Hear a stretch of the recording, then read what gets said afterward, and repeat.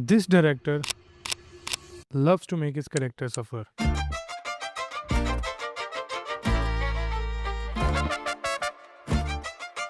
Film making is an ever evolving industry. मैंने अपनी videos में कई बार बात की है कि वक्त के साथ लोगों का टेस्ट बदलता है, लोगों की पसंद बदलती है। डायरेक्टर्स अपना कनेक्शन ऑडियंस के साथ लूज कर देते हैं। डायरेक्टर कोई ऐसी चीज़ फॉलो करने लग जाते हैं जो कि उनकी कोर स्ट्रेंथ नहीं है, या वो उसको मास्टर नहीं कर पाते, या लोग उनके उस चीज़ के साथ एसोसिएट नहीं करते, दे लूज देयर टच। लेकिन ऐसी इंडस्ट्री में भी कई ऐसे डायरेक्टर्स निकले हैं जो कि शुरू से एक जॉनरा लेकर चले हैं, एक फील, एक अपना टेस्ट लेकर चले हैं, और दे आर स्टिल सक्सेसफुल। लोग उनकी मूवीज अभी भी देखते हैं, लोग उनके टेस्ट को उन्हीं के साथ एसोसिएट करते हैं। And one of the most beautiful example of this इस संजय लीला भंसाली। उनकी फिल्मों में सिर्फ आई वार्मिंग कलर पैलेट्स और ब्यूटीफुल सेट्स नहीं होते, कई स्टोरी टेलिंग टेक्निक्स भी हैं जो वो अपनी स्टोरीज में इस्तेमाल करते हैं, जिनमें से कुछ मैं आपके सामने आज पेश करना चाहता हूँ। Let's get into it. The first and foremost thing you notice is the art of suffering. I mean all of his characters are either sad or suffering, they never get to fulfil their love, their happiness. लेकिन जो चीज इन्हें अलग बनाती है is he sees beauty in this suffering.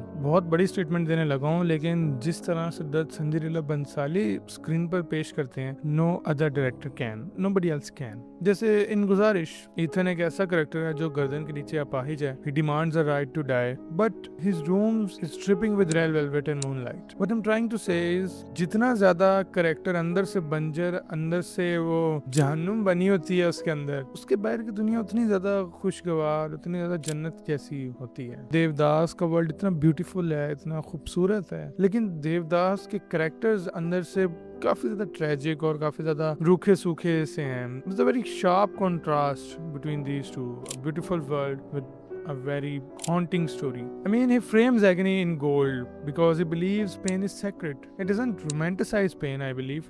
He aestheticizes it. That's why I believe his films are more like a ritual than melodrama. One other trait जो मेरे हिसाब से आप हर करेक्टर में नोटिस करेंगे वो है कि his characters never get to fulfill their love and what survives is longing. It's like a religion of longing. उनके characters जीतना नहीं चाहते, तड़पना चाहते हैं, लेकिन वो भी एक खूबसूरती से, एक मुस्तकिल मजाजी से, एक स्लो मोशन से। जैसे देवदास को पारो नहीं मिली, जैसे समीर ने नंदिनी को नहीं पाया, जैसे ईथन सिर्फ अपनी मोहब्बत को सुन सकता था, देख सकता था, लेकिन कभी छू नहीं पाया। It is not like कि Bhansali is conservative or something. I think he believes pain becomes divine when it's denied. One of the genius of his storytelling, he doesn't write characters, he write emotions. आप इनकी movies में characters देखें तो वो आपको एक पूरे एक इमोशन की एम्बॉडीमेंट लगते हैं, एक फिजिकल परसोना लगते हैं। जैसे देवदास में पारो का character represents for me goddess of grief. जैसे पद्मावती में अलाउद्दीन खिलजी का कैरेक्टर एक ऐसा कैरेक्टर है जिसके जिस्म में रूह की जगह भूख है। I mean, everybody believes that Bhansali is a master of visual storytelling. लेकिन ये सब चीजें ये भी जाहिर करती हैं कि he also is a master of story writing. अच्छा, एक बड़े मजे की चीज मैंने नोटिस की कि भंसाली के करेक्टर उनकी अपनी एक्सटेंशन है। Is one of those few directors जो कि अपने क्राफ्ट को लेकर बहुत सीरियस हैं। He doesn't play the Bollywood PR game. वो अपनी मूवीज पर काम करते हैं, ज्यादा लाइमलाइट में रहना पसंद नहीं करते हैं। I mean, मैंने तो बहुत टाइम हो गया हीरा मंडी के बाद कुछ नहीं सुना उनके बारे में, स्क्रीन पे देखा ही नहीं।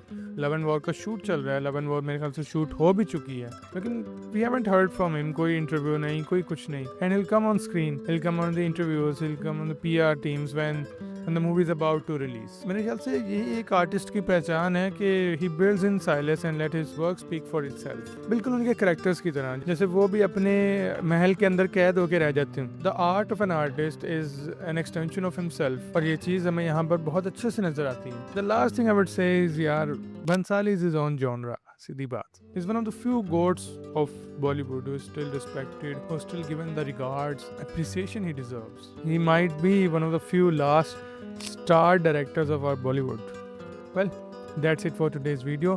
कमेंट सेक्शन आपके लिए खुला है। किस टॉपिक पर वीडियो देखना चाहते हैं, आपका इस वीडियो के बारे में क्या ख्याल है, do let me know in the comments below. I'll see you in the next one. Goodbye.